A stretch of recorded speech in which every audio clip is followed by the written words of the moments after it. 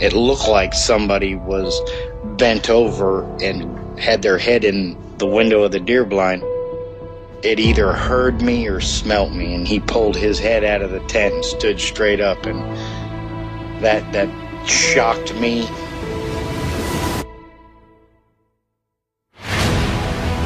They don't make people that big. The way it moved, almost as if it was gliding across the beach. I've never seen anything move like that in my life. They were screaming at each other in gibberish. It sounded like a language, and they were chuntering away back and forwards, back and forwards, back and forwards. I know what a bear looks like, and there is no way on this planet that what I saw were bears.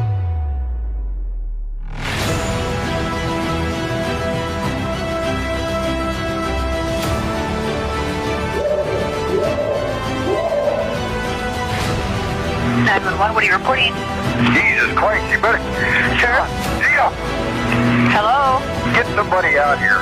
What's going on now, sir? That son of a bitch is about 6'9", I don't know. Do you see him now, sir? Yes, I'm looking right at him.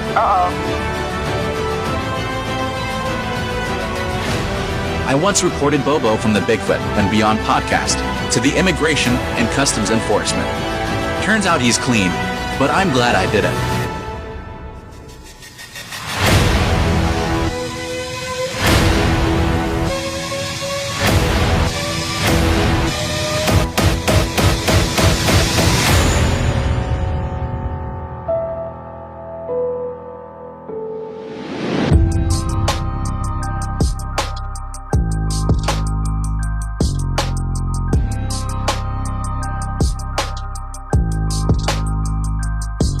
Welcome to the show, everyone. Thanks for being here tonight. Got a great show planned for you. We're going to be chatting with Johnathan, and Johnathan comes to us from Utah. Back in August, him and his family were actually out camping, and a lot of weird things happened around the camp. Johnathan got a small look at the creature. He thought it was a guy in a ghillie suit until he saw all the muscles, and he ended up going and looking for it the next day.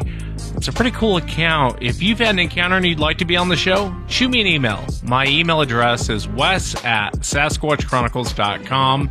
And if you get a chance, check out sasquatchchronicles.com. You can become a member and get additional shows. Next week, there won't be any shows. I'll actually be on vacation. Kind of think it's like the first vacation I'm taking in like 10 years. So looking forward to it. So just giving you a heads up, next week, there won't be any shows. Last episode, I did 20 of the strangest facts you probably didn't know. And it seems like a lot of people enjoyed it. So let's do it again. Let's have a little fun before we bring Johnathan on. Here are the 20 facts you probably did not know. Number 20. President John Quincy Adams had a pet alligator. Adams kept it in one of the White House bathtubs and enjoyed showing it off. It's weird. An alligator for a pet. Number 19. Blood donors in Sweden receive a text when their blood is used. Number 18. You are more likely to get a computer virus from visiting religious sites than porn sites. That's kind of a weird fact. Where's my fact checker at? According to research from the security firm Symantec, religious websites can carry 3 times more malware threats than pornography sites. I guess there you go. Story checks out. Number 17. Admiral Akbar from Return of the Jedi was not a man in a suit. It was actually a giant puppet. Number 16. The Boston Marathon did not allow female runners until 1972. Number 15.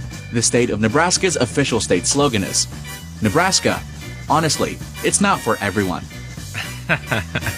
What a terrible slogan. I've been to Nebraska. It's not that bad. Nebraska is terrible. Nobody asked for a fact check. Number 14.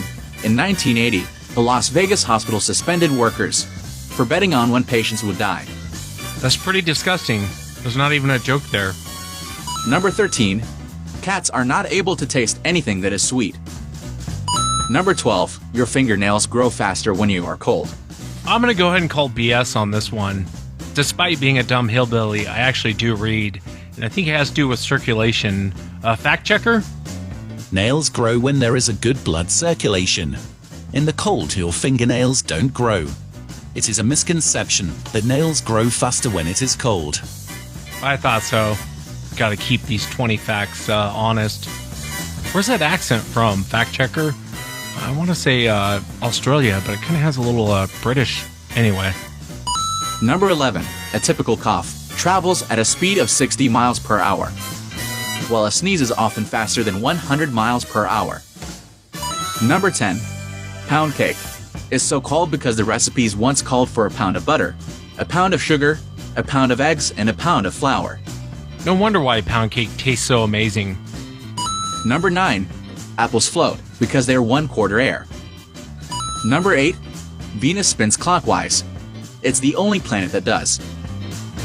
Number 7. One day on Venus is almost 8 months on Earth.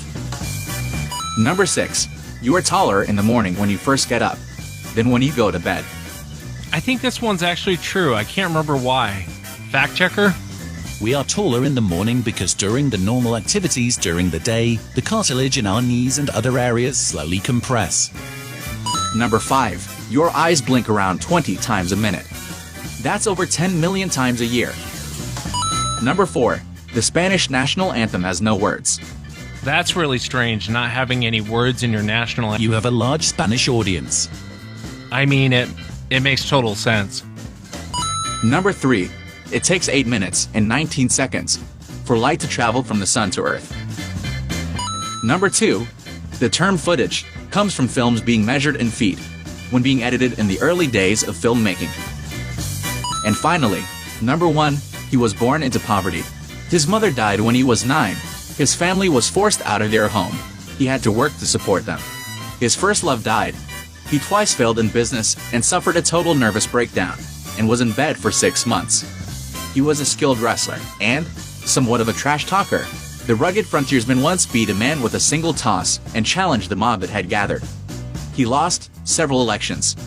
He became one of the greatest presidents in the United States of America. Abraham Lincoln. Never give up, and that is 20 facts that you probably did not know. Yeah, definitely never give up. Abraham Lincoln, what a life. I think that was actually 19 facts, not 20. Yes, 19 facts, not 20. Thanks, fact checker. I hope everyone enjoyed the 19 facts you probably didn't know instead of 20. Let's jump into it tonight. I want to welcome Johnathan to the show. Johnathan, thanks for coming on. You're welcome. It's good to be here. Yeah, it's good to have you on here, Johnathan. And I know your encounter took place last August in Utah. If you would you just start from the very beginning? Kind of tell us what you were doing and walk us into what happened. All right. So my kids, my whole family have been begging me to go on a camping trip and take them fishing. And so we had planned to go on a camping trip in August due to that being the most convenient time for us. I had my last week of school for an apprenticeship program that I had been completing. We were going to go up on Friday night once I was done with school, but I had to go down to the Union Hall to complete everything there. Otherwise, we would have been there for 5 nights instead of 4 nights. So in planning the trip, we knew that we weren't going to be able to reserve a camping space up near Lake Highway because the coronavirus had put everybody up into the mountains. And so I knew a place called Upper Setting Road, which is just outside of Camas. I don't know, maybe 15 or 20-minute drive up Mirror Lake Highway. And I knew there would be a lot of primitive camping spots up there, so we planned accordingly, and we drove up there. We had to go really far in, almost as far in as the road went. It only goes in about 7 miles or so. We were about 6-ish miles once we finally found a spot to go camping. And we pulled off, and it looked like it would be a suitable spot. So we pulled off the side of the road, and my wife and I got out of the vehicle. And as soon as we got out, we heard this knocking sound. It was probably 4 or 5, and it was kind of strange because it was kind of a hollow knocking sound. It was like, 3 or 4 seconds, maybe 2 seconds apart each. So it was like a bonk, bonk, bonk. And it was just 4 or 5 times in a row, and I immediately thought that was kind of odd. But the wind was blowing, and so I had chalked it up to maybe the wind at that point. So we got out and we found a nice place where we could set up our tent. And so we had decided to stay. And it took us a while to set up everything. We kept periodically hearing that same sound. And I'd even done a little walkabout around just to explore, because I thought I heard a small stream down, which ended up being a really tiny creek. You could pretty much step across it. But it was enough because, water around a camping trip is always fun. So in my walkabout, I call it a little loop-de-loop, just walk around about 100 yards or so around and see what's there, and made it back to camp. And we finished everything up, and like I said, we'd periodically been hearing these knocking sounds and didn't really do anything else except play around the campsite that day. And we started getting dinner ready. We kept hearing that knocking sound at night, and this was Saturday. And then we heard some people drive past us, and they sounded like they wanted to camp because they slowed down. They're like, hey, those people were still setting up, and there must be still something up. And so they went down farther the way. And when we started to put everyone down for bed, which was after dark or right at dark, so it was kind of late, it was around 9:30ish, maybe 10. And we kept hearing that bonking sound. And the people down the way, I call them yuppies just because they were playing the guitar and singing, but those guys kept going and going. We thought they would never stop. And that bonking sound had moved down toward that area. So it was basically parallel the road from where we were at all the way down toward where they were at. And, maybe quarter of a mile or 600 yards or so down the way, but that bonking sound kept happening every, maybe 10 or 15 minutes while they were singing, and they kept singing until about 2 or 3 o'clock in the morning. It was pretty late. And so they finally stopped singing. My wife and I finally able to get to sleep because the bonking had stopped, and we're so tired at the point we drifted off. And I was always the first one up in the morning, and so I'd wake up and I'd get the fire stoked, and the Sunday morning, and I heard the bonking sound off kind of in the original position that it was when we had first driven up with a vehicle to come out and check out the camping spot. And Johnathan, I don't mean to cut you off, but when you say bonking sound, is it like a wood knock? Is that what you're describing? Yeah, well, it's not like somebody was smacking a tree or anything. It sounded like somebody was holding a large, hollowed out wooden, I'd have to say like a musical instrument or something that you'd hear in a band, but it was, I don't know, it's hard to describe. So it sounded like somebody was holding a hollowed piece of wood in their hand and smacking it with a piece of wood. Oh, I gotcha. I didn't mean to cut you off. I apologize. No, that's fine. That's fine. It was really kind of odd to hear out in the woods because you usually just hear trees cracking into each other or anything. So it obviously stood out. My wife had asked me if that was normal. I'm like, no. She knew too. And we had decided that we needed to go grab some stuff in town. So we all packed in the car and left after we'd eaten breakfast. And we spent the day up the canyon, up Mirror Lake Highway, going back and forth, checking out various spots to go fishing. We pulled some brook trout out of the Provo River. And we had come back to camp around 5 or 6 o'clock at night. And I stepped out, and I always have a pistol with me, and I had purchased a 22 single action pistol, and that happened to be with me at the time when I stepped out of the car.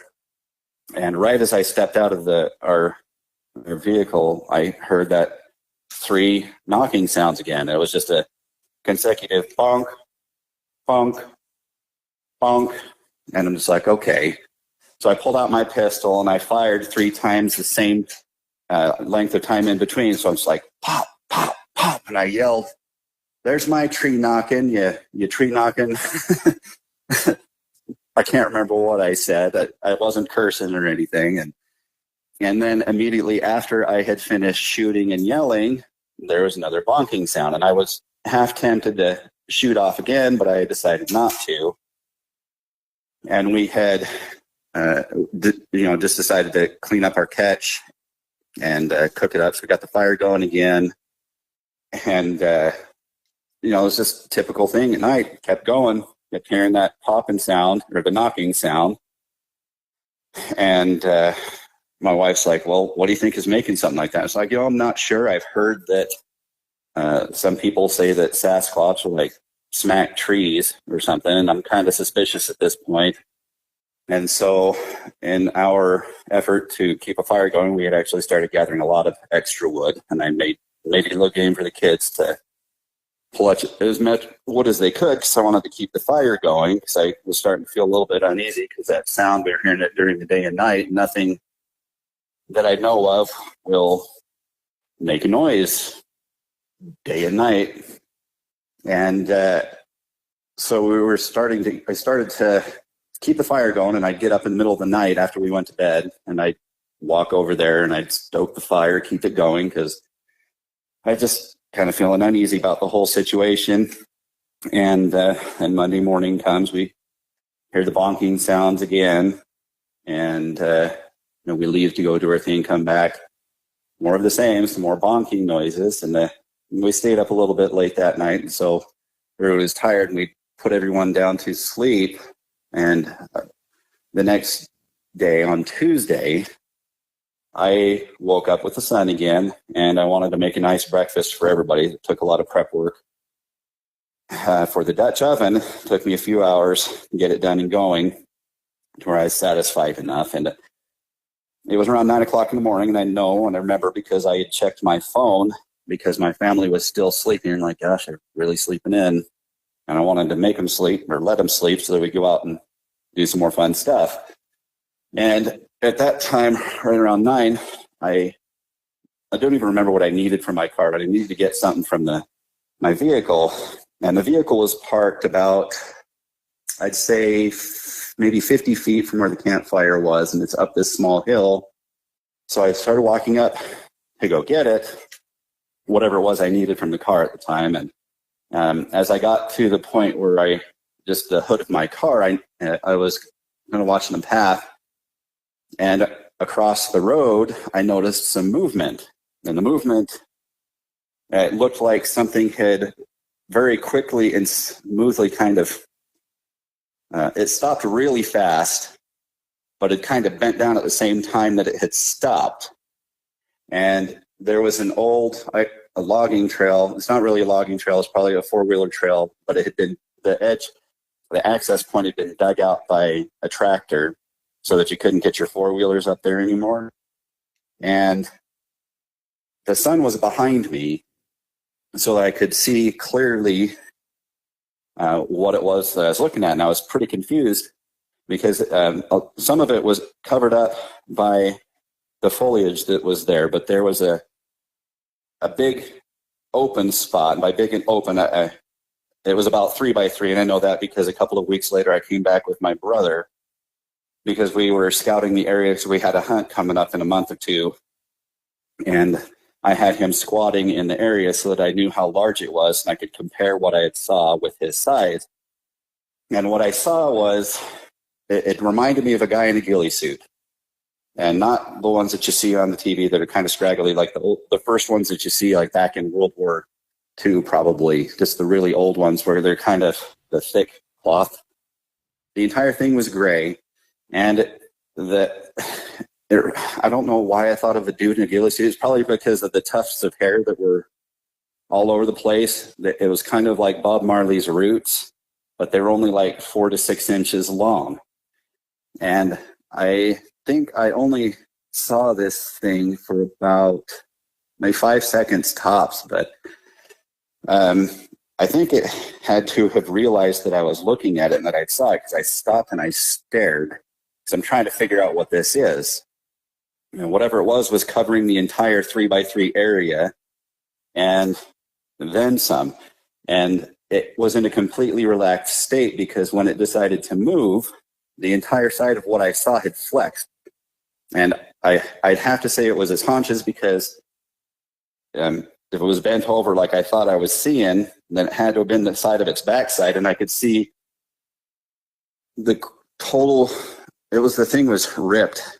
When it flexed, you could see the ripples of its muscles. And that whole area was huge. It's probably, the size of a really large, kind of a beach ball, if I'm going to describe the size of that compared to my brother's head, because my brother's head was kind of there later. And what really threw me off was how the thing moved off into the foliage. It was so fluid and smooth. There's no other way that I can describe the way that it moved. It almost kind of floated, but it was kind of fluid and smooth. And it was kind of one fluid motion when it decided to start moving. It wasn't jerky. I didn't see any little feet from a deer or an elk or anything else that I'd ever seen. And I've seen pretty much everything up here. I've seen bear, moose, elk, deer, coyotes. And one thing that I had failed to mention is that every night that we were there, right as dusk came, everything was dead silent. There was no noise anywhere, no coyotes yipping or howling. And I've never been up in this spot or in this area without hearing one or two groups of coyotes going at it right at dusk. And I know they were there because of what happened later. So I tried to see what it was after it moved off, because it moved off completely silent. The wind was blowing from my back to my front. So I didn't smell anything like people on your show say they smelled something. I don't know if it did stink or not, because the wind was wrong anyway. And I took off my flip-flops in the middle of the road, and I had some socks on because it was a chilly morning. It was pretty cold up there, maybe 40 degrees in August. And I started walking in my socks together because I wanted to see what it was. And I walked up to the spot where I saw it, and I looked for tracks, but I didn't see anything. And up in the high mountains in Utah, if you've ever been there, you generally just see a whole bunch of rocks. Maybe you'll get some grass and stuff growing in between the rocks on top of the rocks. But this was just a bunch of rocks and pine needles, and I didn't see anything. But I did hear something step on a branch or a piece of wood or fallen branch or whatever, but it cracked. But it was so far off, there's no way a normal animal that you would generally see in this area would move that far that fast without making a noise. Because deer, if you don't spook them, they'll move off a short distance, they'll stop, they'll turn and stare at you. Elk will kind of do the same thing until you make them uncomfortable, and then they'll just take off. And if you spook an elk, they'll crash right through the forest, and you can hear them until they're gone. And I know it wasn't a bear because I've seen bear there, and bears don't move the way this thing moved when I saw it. Bears kind of have a waddle to them when they start moving. And I remember, because I was still confused at this point, so I didn't know if it was an animal. I didn't know if it was a guy. I was pretty sure it wasn't a guy because people don't move that way. And in that same spot, I didn't go any further because I didn't want to worry my family if my wife had woken up and she came out to camp and I wasn't there. But all of a sudden, there was nice breakfast that was already cooking, but I was nowhere to be seen. I didn't want to freak them out. So instead of pursuing to try to see what it was, I audibly said out loud, "I saw you," because I didn't know if it was a guy or not. But there's no way it was a guy because the thing was so big. Thinking back, comparing it to my brother that was squatting in the same area, I'd have to say the thing was 3 or 4 times his size. And he is a little bit taller than me, and he weighs over 200 pounds. I'm 6 foot. So he's maybe 6.5 inches or 6'1". But this thing dwarfed him in mass when it moved. So the thing was huge. And when my wife woke up, I told her that I had seen something. And she asked what I saw, and I told her the same thing that I told you. I said it reminded me of a dude in a ghillie suit, but it had matted hair, kind of in clumps that was stranded like roots. It was just clumps of hair all over the place, and the thing was solid gray. The skin was gray. When the muscles rippled, all of that was gray, and the hair was gray. And I told her that we weren't going to do anything that day because I wanted to go out and see what this was. And so after we had cleaned up breakfast, maybe it was 11 o'clock, and I told her I'd be back at maybe 12 or 12:30 at the latest. and I gave her a radio, and a two-way radio, and I took the other radio with me. And I went off after this thing to see what I could find. So I walk out there, and I take the old logging road, four-wheeler trail, whatever you want to call it, and I started walking around, following that in, and I started following it up all the way, or I came across this huge field that had a pond with lily pads in the middle of it. And I followed the logging trail up to the right all the way around this rim, and the rim started to climb, so I was about 50 or 60 feet above it, and I came down, went behind this field, walked down to the creek. There's a little creek where it had drained out of the lily field, or the lily pad pond. It was in the middle of this field and out, and I didn't see any deer, didn't really hear anything other than squirrels. Kind of looped back around into this sparse area that had a whole lot of trees that were maybe 10, 15 feet apart. They weren't really thick. There's pretty tall. There's a lot of short foliage around, maybe knee height. Nothing you can't easily walk through. And then I got this pants scared off me because I jumped a roughneck grouse. The strange thing about that is when you usually walk up on a roughneck grouse, they kind of start cooing at you to let them know that you're there. They're getting nervous, and then they'll jump if you keep going after them. They'll jump up and fly away. But that sucker just scared me, and I didn't see anything all the way back to camp. And that wasn't good enough for me. So I told my wife that I was going to go out again after dinner. So we kind of just hung around camp that day. We didn't do anything. And we cooked a dinner. And then I went out from about 5, well, it was probably later than that, probably like 6 or 7 o'clock until dusk. I had surmised to go down to this big field because I wanted to look for deer at the same time, because I had a hunt coming up. I wanted to know if it was a good area, but we hadn't seen hardly any deer there, which was really odd to begin with, because this is a pretty wild area. Every time I've come out in this area, the first bear I saw was less than a mile from where I was currently camping. And I was probably 15 to 20 feet away from it before I stepped off the trail to kick and break branches to get it to take off. I didn't have a pistol with me at the time, but so I knew, and I didn't see any moose, no elk, didn't even hear anything. There was pretty much nothing there. But when I had gone, I followed the logging road again, and because it kind of split a short ways in and it went down toward this field. So I followed that. And I had jumped a couple of doe that got up.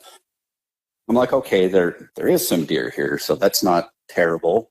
Maybe I'll see something else. And they kind of blew at me the way that deer do when you startle them, or they want to let you know that they're there, let other deer know. You know what I'm talking about, right? They just go, yeah. And so I turned left and broke down toward this field. And I found a place that was really good that would conceal me pretty much 100% from anything unless it walked up behind me. There was an old stump on my right, and there was a short fir tree that had a base of about maybe 8 inches wide.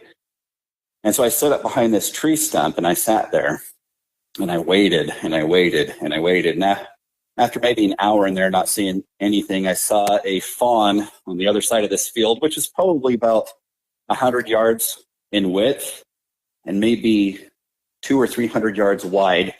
And then it was kind of an L shape. So on my left, I was concealed by some fir trees as well, but it was also open down to my left. And now toward my left was that area I had told you about that was kind of more open with the trees that were kind of sparse and sporadic, so you could see stuff.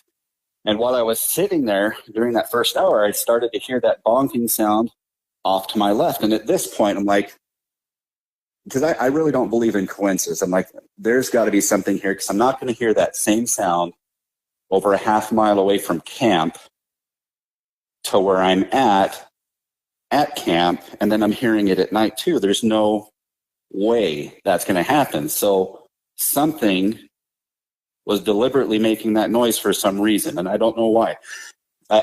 I'm guessing maybe it was communicating with something else, but it was always sporadic. It wasn't always the same. Sometimes it was only one bonking sound. Sometimes it was 2 or 3. We never heard more than 3 since the first time we got out of the car when we were looking to camp there. And during that time, even while I'm hearing the knocking sound, because the wind was blowing from my left to my right, but kind of in my face. So I was set up pretty good to see any prey that's running through there, deer, elk, whatever might be there. And about an hour into it, I saw a fawn just start sprinting from my right to my left, but across the field. It was in the tree line. It never broke cover. And then about 5 to 10 minutes later, I saw the mother, but she came out into the field and kind of followed the tree line down to the left to where that brook was that fed out of the lily pads. And then maybe 30 minutes or so later, I saw a coyote came out from the other side, crossed diagonal from my right down to my left. It didn't go into the field or into the sparse wooded area that I told you about, where I jumped that ruffed grouse. It actually went past it, kind of back toward my camp. And so I know for a fact that coyotes were in the area, but I was still not hearing them anywhere. And the sun had just gone past the tree line, and I started to kind of get a little bit uneasy, and I'm like, maybe I should go. No, I'm going to stay until dark. I'm going to stay until dark is what I told my wife. And I started to get kind of uneasy. So I'm just like, you know what? I'm just going to go back. And I started to head back. And as soon as I got on the road, I started feeling really uneasy. Like, you know, when there's something there and there's something's watching you, and it was quiet. And there should have been some squirrel chatter because it was still kind of light, but it kind of followed the same patterns back at camp. It got dusk and everything just got quiet. And so I actually pulled out my 45 and I locked and loaded that sucker. And I had it ready because I was feeling really creeped out, which usually doesn't happen for me. I'm a pretty level-headed guy. And then I ended up walking back to camp without incident. And we finished wrapping up. I think we did maybe some marshmallows or something that night. I don't remember. And then we ended up going to bed, and we hadn't really heard that knocking sound or the bonking sound at all. And I'm like, hey, by this time we're in the tent and we're getting ready to go to bed, and we're already zipped up and literally heads on pillows. I'm like, hey, we haven't heard that sound tonight. Like, that's kind of good. And then I was in denial right when this happened, but right above our tent to the left, that logging road actually takes an incline, so that the road goes in, and then the side of the road where we were camped next to, it follows it up. So they kind of cut out the road, and so it goes up about 40 or 50 feet high. And if I was standing up there, I could see directly down at my campsite without a problem. And I heard that knocking sound again. It happened once. It was bonk. Right as I said, we hadn't heard that tonight. So, and my wife's like, well, there it is. And I'm like, no, that wasn't it. She's like, yeah, I'm pretty sure it was. I'm like, no. You know, I'm just trying to, like, no, the thing's gone. Whatever it is making that noise is gone. But it was still there. And so we slept the night away. And I woke up in the middle of the night thinking that I was hearing it consistently, but it ended up, I think I was just freaking myself out. Because my wife, her jaw will pop sometimes in her sleep, and she'll do it quite a bit. You know, it'll just pop. And so I woke up thinking I was hearing that bonking sound, but it was really my wife's jaw. But she told me the next morning that she woke up in the middle of the night because she heard somebody talking. I'm like, what? She's like, and she said that she was kind of dreaming it. She wasn't sure if she was dreaming it or not, but it was somebody it was a female, right? Yeah, she said it was a female saying, they're still here. And then she woke up and sat up so that she could listen with both ears. And she said that she heard something moving away from our camp. So I don't know what was going on with that. So did you guys end up leaving the next day? The next day we were scheduled to leave, and we were the only ones on the mountain at this point because everybody else had left on Sunday night. And then, you know, you'd periodically see someone come up in a truck because it was nearing hunting season. The bow opener was the following week, so you'd occasionally get guys going up and doing that. But there's no way, if you know bow hunters, there's no way a bow hunter's just going to screw with the family for a week. So I automatically discounted that. They're too busy trying to find a good spot to get their quarry. Yeah, and I think most people are not going to sit and screw with the family. It's just common knowledge. You don't screw with people out there, especially in the woods, because most people are armed to the teeth. And everybody's got guns. Yeah, you start playing games, man, you can get shot really quick. I want to ask you about the bonking sound. I had Dave, Scott, and Jeff on the last show, and they were talking about, I can't remember who brought it up. I want to say it was Dave that brought it up, but he was talking about this weird sound that they hear around their property. And I asked him to describe it, and he said it's kind of like a wine bottle, a real weird popping sound that you hear when they're around. Would you describe it like that, or you had mentioned kind of like a hollow hitting something hollow? Yeah, like I was telling you last night, if I was to actually describe it from a picture in my head from the sound, I'm pretty musically inclined. I used to sing a lot, but this totally reminded me of somebody holding like a huge hollowed out wooden bell that somebody was hitting with a piece of wood. I'd probably describe it to make that sound. I mean, it would have to be big, probably 10 to 12 inches wide, maybe with the wooden ring, maybe like an inch thick, and maybe, at least 12 inches deep. I mean, the sucker, it was loud. It was very loud. I mean, there's no mistaking it when you heard it. It wasn't an accident. And after we had packed up and gone home, because we're out of cell range, you're dead out here. There's nothing. If something happens, you're SOL if you're not prepared. And so as soon as we were in cell phone range, I'm like, okay. I'm like, Laura, I need you to look up what makes freaking wood knocking sounds. Because I didn't really know a whole lot about Sasquatch at this point. I'd seen your typical Bigfoot films that they had from the 70s. And I can't remember what it's called. You mention it all the time on your show. But the only thing that came up was chipmunks or squirrels. And there's no way a chipmunk is making that kind of noise. Yeah, I agree. One of the things, or two of the things that really stand out to me about your encounter, Johnathan, I can't tell you how many hunters. Well, I'll give you one example. I've talked about it on the show before. There was a hunter here in Washington State, and he had come across what he thought was another hunter. Usually hunters will go, hey, I came across this weird bear. This guy was different. He said, I was kind of up on this ridge, and I saw what appeared to be another hunter in like an older ghillie suit or something. It was the weirdest ghillie suit I've ever seen. And he was just walking along while the hunter yelled down to him, because, a lot of time hunters will kind of give each other a wave or whatever, just so you don't end up shooting each other. And he said this thing stopped, looked up at him, and then just kept walking. And it wasn't until he got down on that road he realized how big this thing actually was. And he was like, it was weird. It didn't have an orange vest. He wasn't carrying a gun. And he was just he looked out of place. But listening to your encounter reminded me of my own.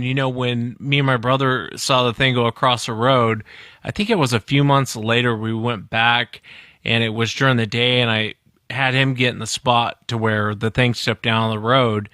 And I remember it hit me at that moment thinking, my brother looks like a little person or a midget out there compared to what I saw. I mean, the thing was huge. And, having was it your brother that went back and kind of got in between the trees? Yeah, because I blabbed my mouth about this thing to everybody I saw. The first thing when I walked in the triple wide, it's just where all of the superintendents hang out on the job site. When I walked in, I was like, Bigfoot's real, y'all. Bigfoot freaking lives. It's real.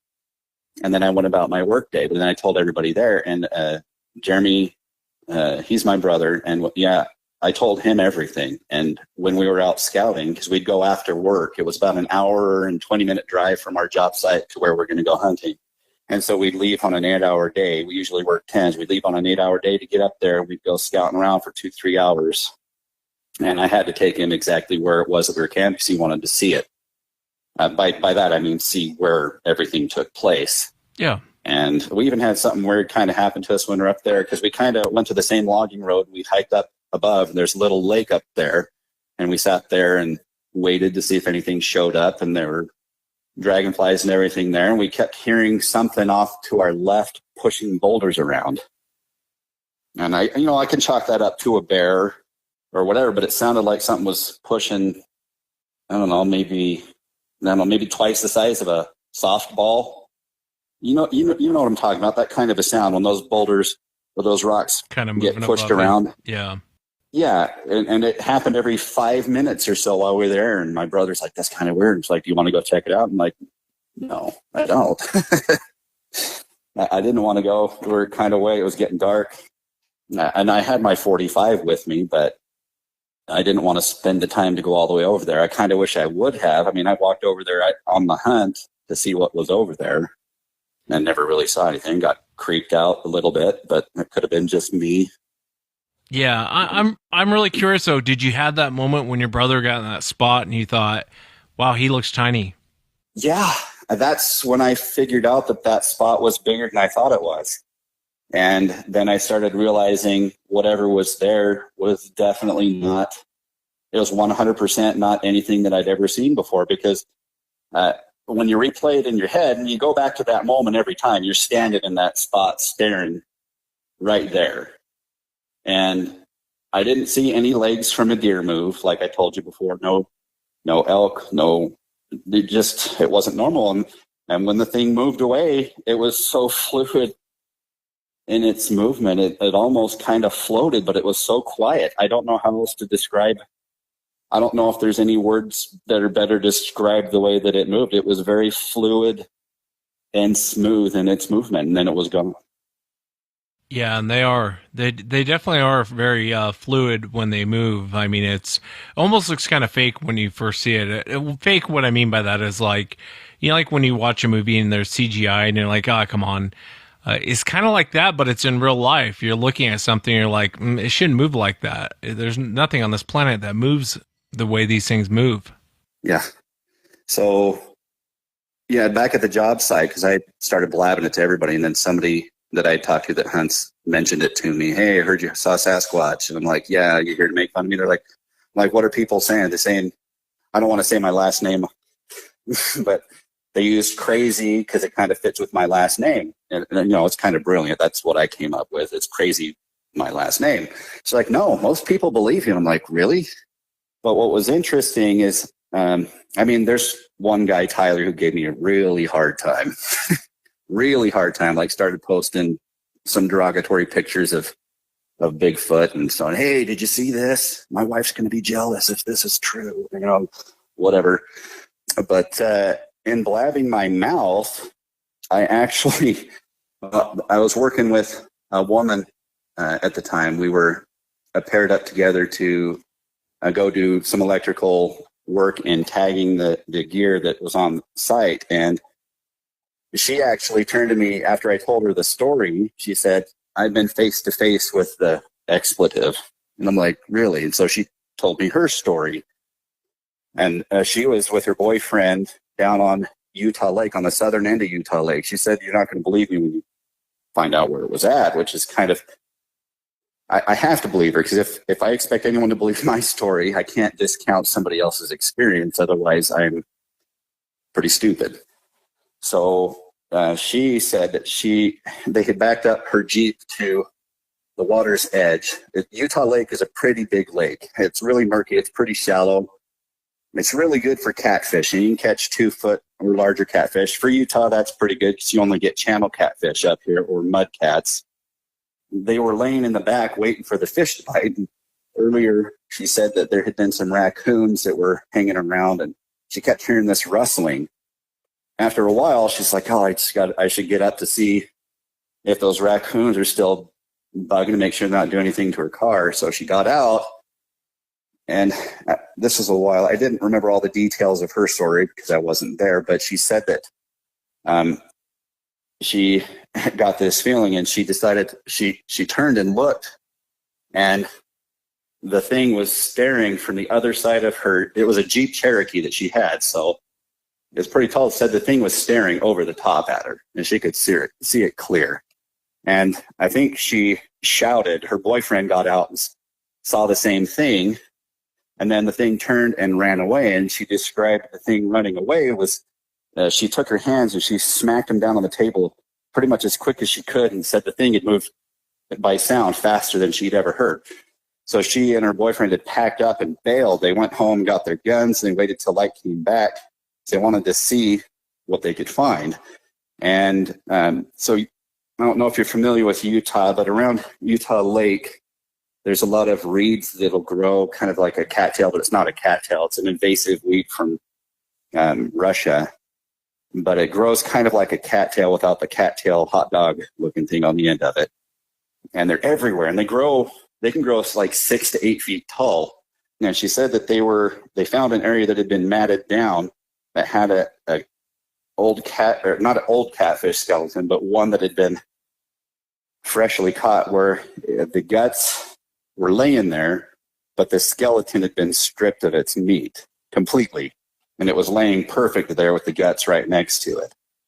Then the other guy that I work with, because Tyler, he's the one that was giving me a hard time.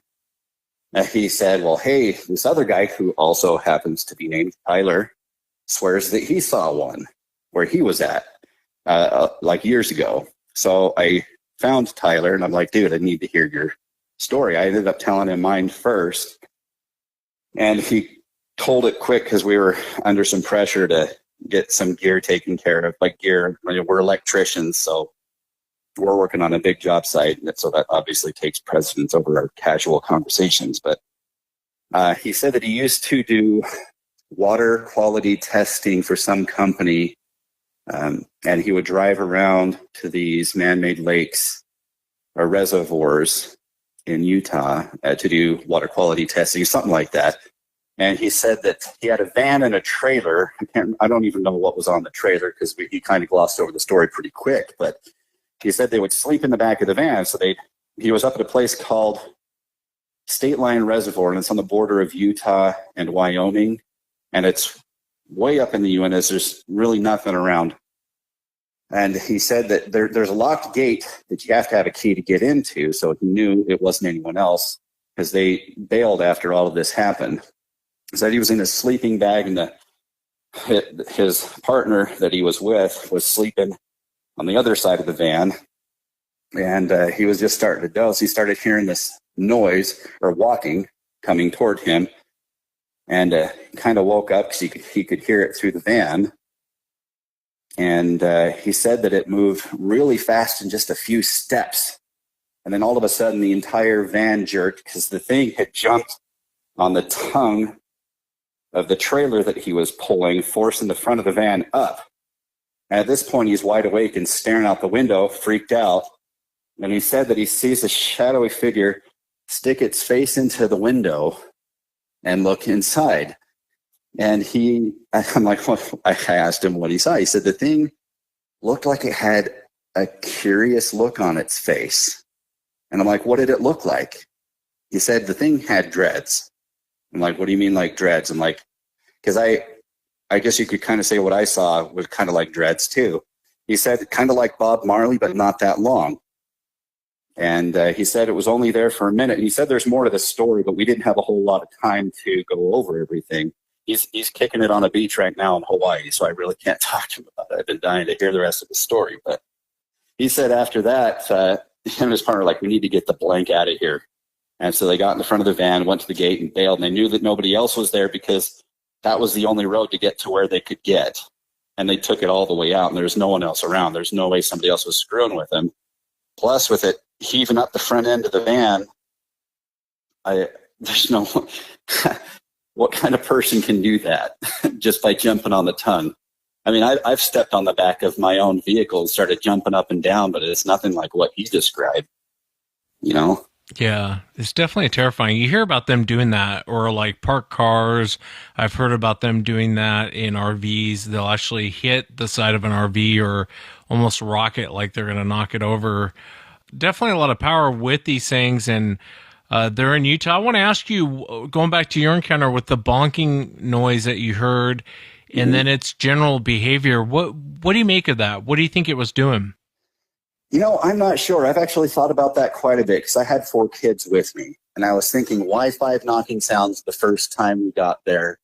Why 3 the second time? And then why only 1 or 2 periodically throughout the day on every other day that we were there? I mean, I even went through, did I have the windows down in the back? I had 3 kids in the middle seat. My oldest daughter was in the back. I have dark tinted windows in the back. If the middle windows were down, they could count how many people there are. Hence the 5 bonking sounds. When we came back on Sunday, I don't know why there were 3. Maybe I honestly don't know. I don't know if they were alerting somebody else to our presence, telling them how many were there, or I don't know. I don't know. That's just when they went down to the yuppies, it was only once at a time, and it was maybe every 20 or 30 minutes until they stopped singing. And then we didn't hear it, or we fell asleep so quickly we didn't hear it anymore. So, I don't know. It'd be nice to talk to those guys, see if anything happened to them that night, out there. I did. Yeah, that's true. I thought about that after the fact, but when you're in the moment, you don't think like that. You're only experiencing what's happening now.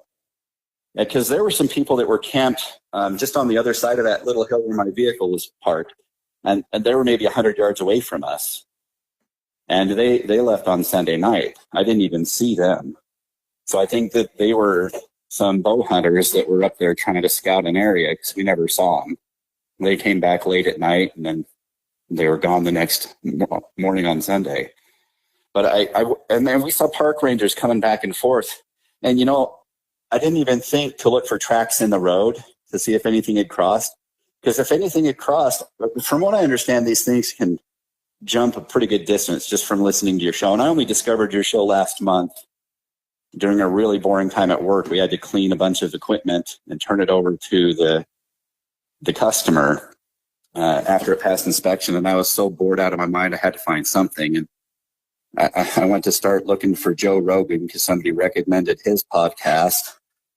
And I'm like, you know what? Joe Rogan does a pretty good podcast. I wonder if he's done anything on Sasquatch. So I searched Joe Rogan Sasquatch and nothing came up. And then the Sasquatch Chronicles popped up. And I started listening to yours, but I wanted to get to the meat. I didn't want to start from the beginning. I'm just like, you know what? Let's see if this thing's legit. So I typed in Sasquatch Chronicles best of, and I came up with episode, it's 498 or something. You're doing a Christmas special. And dude, there's some crazy stuff. And at that point, I'm just like, you know what? Your show actually validated a lot of what I saw and then discovering Bigfoot, that's the first thing I saw when I came back. And those guys described the movement as very fluid and smooth. And that really validated what I saw. And every time people describe how they move on your show, I'm like, dude, they're saying the same thing I am. Only some of these people have had just as good of an experience as I had, or even more of an encounter. They're saying great detail on the thing, but a lot of the details the same as what I saw. So I felt more validated, and I don't care what people at work think about me. I'll blab it anyway because what I saw was true. I don't need them to tell me it's true. I'm not an idiot. Yeah, I hear you. Have you ever thought about going back to that area? Oh, yeah. I've gone back a couple of times since then, but it was for other purposes. I'll probably go back again. I mean, after listening to some of the stuff on the show, by the time we left, everybody in my family knew that I was talking about Bigfoot.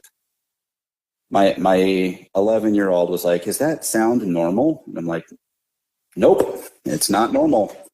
What do you think is making it?" And I kind of told her. And then my 5-year-old he's like, because he always saw me packing around my pistol. It never left my side. He's like, "Dad, are we going to kill Bigfoot?" Because he heard us talking about Bigfoot too. And I said, "No." He's all, "Why not?" And I'm like, because I asked him, it's like, has Bigfoot done anything to hurt us? Has he done anything to make us extra scared? Or I kind of kept everything to myself because I didn't want everyone to become really uneasy. I mean, it got to the point where the fire that I had at night was 6 feet long and 3 feet tall. Yeah. I was burning it bright, and then I would wake up in the middle of the night. I'd walk out there. I'd restoke it because I was collecting 10 to 20 foot fallen trees, to keep feeding into the fire so that I never ran out. So, I mean, there's that. Yeah, it's a scary encounter, but, you know, I'm glad that nothing really happened to you guys. You know, it seems like when people are camping or when there's kids around or when there's noise around, they'll kind of come around out of curiosity and I think observe what's going on. Sometimes it does turn violent, but I think in most cases, probably a large percentage of the cases, it doesn't. They'll come around and they'll kind of observe to see what you're doing, what's going on. What do you think that they are, John? What's kind of your opinion as far as what Sasquatch is? You know, I've thought about that a lot. In my younger years, I think I just assumed it was one person. We're a pretty religious family, and I grew up religious, and I just like, you know, this is just Cain wandering the earth. But then as I started getting older and more mature, and you'd see evidence of Indian petroglyphs having pictures of these things. So that goes back to ancient times. I'm like, okay, still be Cain. But then how does Cain get across the ocean for the people over there that are seeing it? How does Cain do this? You know, there's no way he's going to appear in a couple of places at a time, if that's even possible. You know what I'm saying? So after a while, I started looking in the Bible just to see what the devil it said about Cain. You know, he left his father with his brothers and sisters, and they conceived, and his wife, and they conceived children after that, founded their own city. But I don't know. I thought it might be the Nephilim, like a lot of people say, because they say that the daughters of man lay with the Nephilim, and the offspring thereof became great warriors. And they say that Goliath was part Nephilim, which is why he was so huge. They estimate him to be about 10 feet tall, which is massive for a man. But honestly, I don't know. I even thought maybe it's the offspring of Cain, but you know, it doesn't say what kind of mark was put on Cain so people wouldn't kill him. And people have obviously tried to shoot Sasquatch. I've heard your podcast. Some people claim to be successful at it. So I don't know. To me, if they're not the offspring of Cain or Nephilim, then they're obviously something else that we just don't know. And they're obviously smart enough and intelligent enough. They can live in harmony with their environment, and they're extremely good at hiding from us. If I didn't catch that movement, I'll bet you I could have walked within 20 feet of that thing and never seen it if it didn't move. Yeah, it's hard to figure out what these things are. There's no wrong answer, of course, to that question, but I'm always curious of people's opinion. And I know some people do think it's Cain, and I've said in the past, you know, I thought about doing a show on the mark of Cain, but I don't think it's Cain. I mean, it's a pretty harsh judgment on Cain to roam the earth for the rest of eternity, you know, as a hairy giant. It just doesn't seem to add up to me. I know some people do believe that, and I respect their beliefs, but, you know, there's been millions of people that have killed their brothers, sisters, mothers, fathers over how many generations have been on the earth, and they didn't receive that sort of punishment, yet Cain received this very harsh punishment. But, you know, it's hard to say what they are. You know, it's Nephilim or an abomination or just some primate we haven't caught up with, which is harder and harder for me to buy into. But it could be, and that's what I really want it to be. You know, I want it to be some primate we just haven't caught up with. But I think there's way too many unanswered questions. There's way too many weird coincidences that go on when these things are around. It's really hard to say. I'm glad that the encounter, especially when you have your family out there, you know, you're kind of exposed and you're in a very compromising position to where an altercation is the last thing on your mind, especially with your family there. And I'm glad that it didn't really do anything. It seems like it was just kind of coming in, checking you out, and didn't really want much more to do with you. Yeah, I'm glad about that. I mean, I was on high alert with my kids anyway. Anytime anyone disappeared, I kind of freaked out a little bit. Started screaming and they made them come back. So they were a lot closer. But yeah, I don't know. I think these things are intelligent. I've heard that they've got a language.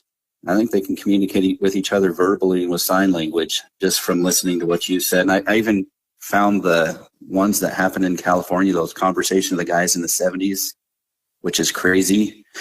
But if you think that they communicate with each other verbally, then there's got to be some kind of written language too, or something that they pass on permanently, right? I don't know. Yeah, we haven't found anything, but you'd think that would be implied. Yeah, you would think so. You would think so. Like I said, so many unanswered questions, and hopefully it's a mystery that we'll solve in our lifetime.